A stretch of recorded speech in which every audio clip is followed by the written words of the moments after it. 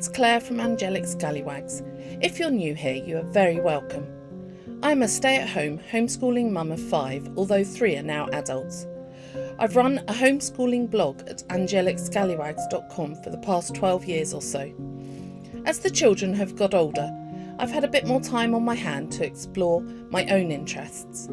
I began painting a year ago and started up my fledgling art business in August of last year. I vlog about all things art business related, and I film studio vlogs once a month.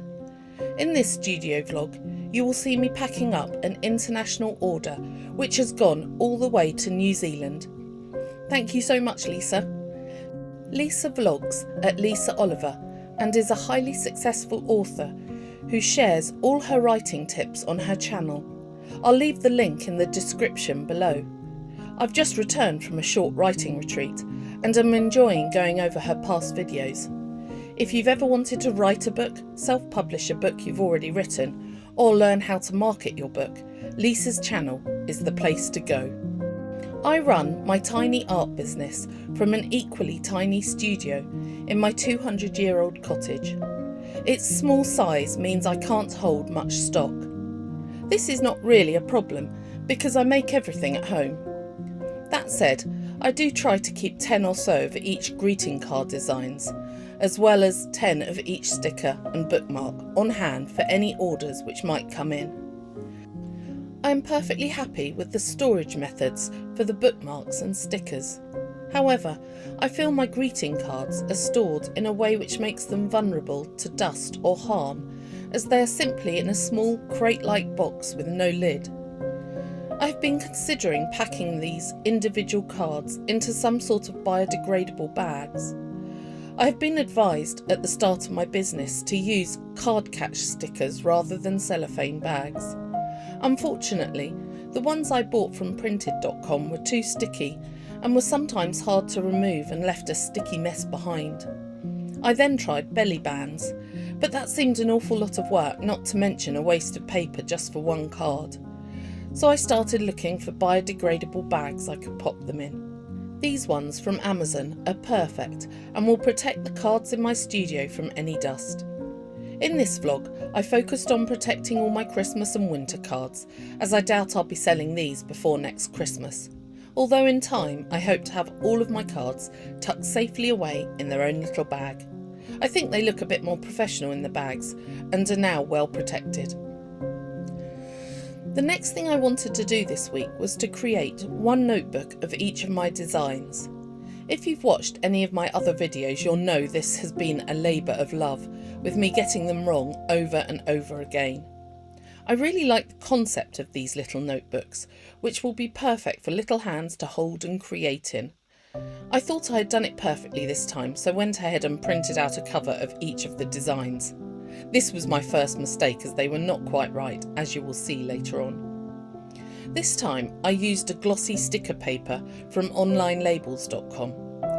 Whilst expensive, this was much more preferable to the vinyl I use for my regular stickers, and the colours were truer than when I used the cheaper sticker paper I'll be using for my colouring in stickers. I knew from my tryouts before that if I used a glossy paper, I needed to get myself a squeegee with a felt edge instead of the Cricut one I already own with a hard edge. The hard edge scratches the gloss off and destroys the design.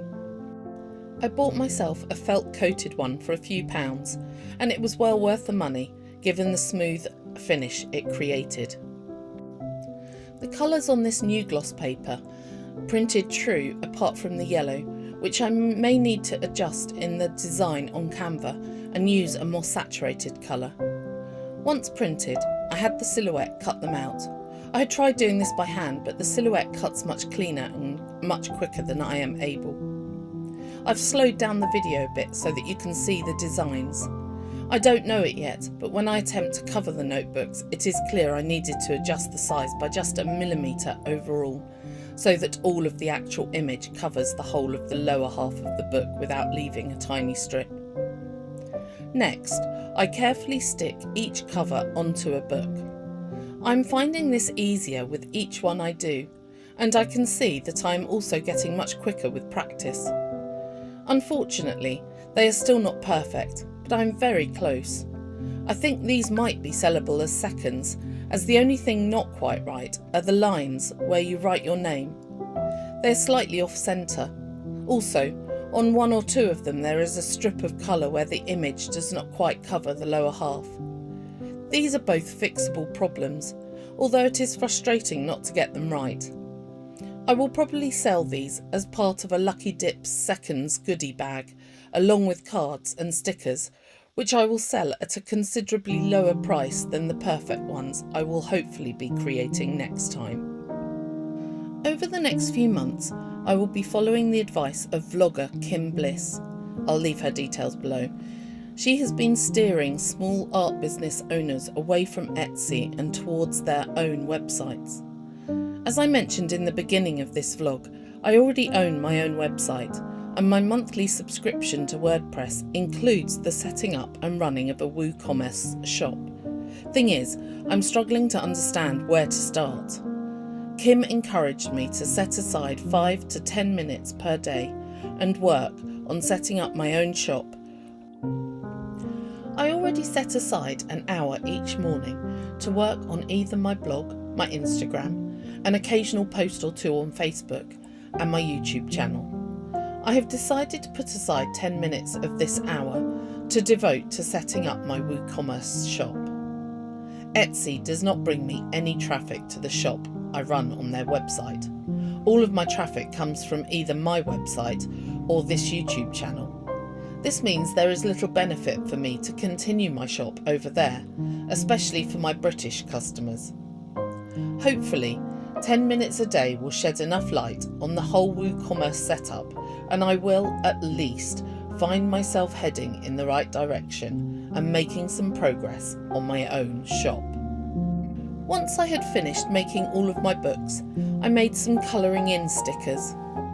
Bearing in mind I want to create activity gifts for children, I thought some stickers which required colouring in would give children an added dimension to the fun they could have with them.